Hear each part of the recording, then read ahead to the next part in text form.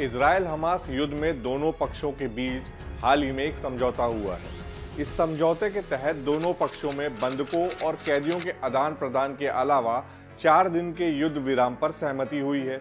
कहीं इसे cease fire कहा जा रहा है तो कहीं इसे ह्यूमैनिटेरियन पॉज कहा जा रहा है। जहां कई विशेषज्ञ इसे केवल एक ट्रूस या समझौता ही करार दे रहे हैं, वहीं कई इसे सीज फायर का नाम दे रहे हैं। तो ऐसे में सवाल उठता है कि क्या ये समझौता तकनीकी तौर पर सीज फायर ही है और क्या इसके कोई मानक हैं? अगर हैं तो ये इन मानकों पर कितना खरा उतरता है और सीज फायर वास्तव में होता क्या है और 22 दिनों में ऐसा क्या बदल गया कि सीज फायर को सरेंडर बताने वाले नेतन्याहू इसके लिए राजी हो गए। नमस्कार, मेरा नाम देवेश पांडे है। मैं सीज फायर के बारे में साफ कर देना चाहता हूं कि जिस तरह अमेरिका पर्ल हार्बर और 9/11 हमले के बाद युद्ध विराम के लिए तैयार नहीं होता, उसी तरह इजराइल भी हमास के साथ दुश्मनी नहीं खत्म कर सकता। 7 अक्टूबर के भयावह हमलों के बाद युद्ध विराम की बात करना हमास के सामने आत्मसमर्पण करने जैसा है। यह नहीं होगा। 30 अक्टूबर 2023 को इजराइल के प्रधानमंत्री बेंजामिन नेतन्याहू ने बेहद सख्त लहजे में ये बात कही थी। 22 नवंबर 2023 को इजराइल की कैबिनेट ने बंधकों की रिहाई के बदले 4 दिनों के सीज फायर को मंजूरी दे दी है। नेतन्याहू के अपने ही बयान पर बैकफुट पर जाकर सीज फायर पर राजी होने के कारणों को पहले समझते हैं। दरअसल इसके पीछे 4 बड़ी वजह हैं। बेंजामिन नेतन्याहू पर शुरू से ही दबाव था कि वो किसी भी तरह से बंधकों को छुड़ा लें, लेकिन नेतन्याहू की ओर से इस पर कोई गंभीरता नजर नहीं आई।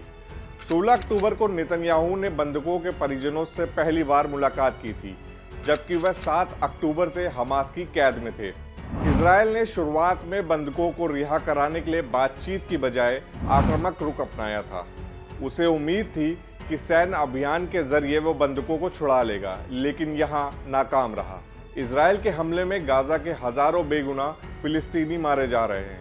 7 अक्टूबर के हमले के बाद अंतर्राष्ट्रीय समुदाय की जो सहानुभूति इजराइल को मिली थी, वो गाजा की तरफ जाती दिख रही है, जिससे इजराइल सरकार थोड़ा दबाव झेल रहा है। 21 नवंबर को ब्रिक्स देशों के वर्चुअल सम्मेलन में अपील की गई कि गाजा में फौरन सीज फायर लागू किया जाए।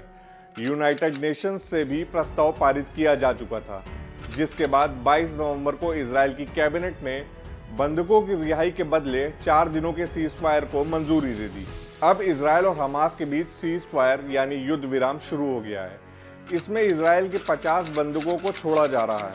वहीं इजराइल भी 150 फिलिस्तीनियों को छोड़ रहा है, जिसमें महिलाएं और बच्चे भी शामिल हैं। अब 300 ट्रकों को गाजा में भी प्रवेश मिल सकेगा, जिससे वहां मानवीय सहायता पहुंचाई जा सकेगी। और सबसे अहम बात, इसके लिए 4 दिन तक इजराइल और हमास की ओर से कोई सैन्य कार्रवाई नहीं होगी। कानूनी तौर पर सीज फायर एक समझौता है, जहां किसी एक क्षेत्र में मिलिट्री एक्टिविटीज को किसी अवधि के लिए रोक देने पर सहमति होती है।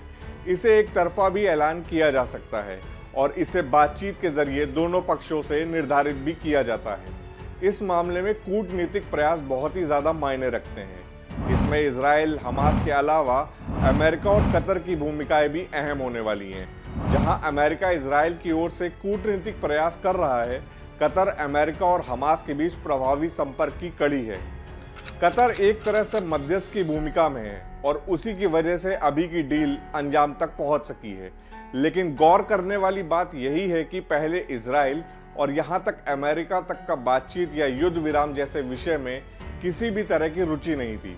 अमेरिका तो सीज फायर जैसा औपचारिक शब्द तक इस्तेमाल करना पसंद नहीं कर रहा था और दोनों बार बार कह रहे थे कि अब जो कुछ भी होगा हमास के खात्मे के बाद ही होगा। आशंका जताई जा रही है कि इजराइल और बेंजामिन नेतन्याहू का यह रवैया या बर्ताव लौट सकता है, क्योंकि युद्ध विराम के बाद उसके ऊपर पहले जैसे दबाव नहीं रहेगा।